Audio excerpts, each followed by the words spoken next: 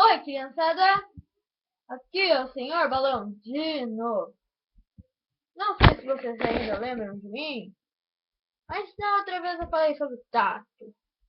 Cadê a câmera? Opa, opa, opa. Tá ali. Bom, agora vou falar mesmo. Vamos saber um pouco sobre a visão. Vamos ver. E os olhos nos permitem isso. Com as suas células oculares. Os olhos são muito importantes, criançada. Sabiam? Que a sua visão fica melhor se você comer bastante cenoura. Isso aí. E esse foi o sentido do dia, pessoal. Até o próximo dia que eu vou te dar mais dicas. Yeba! Opa lá lá. Hashtag.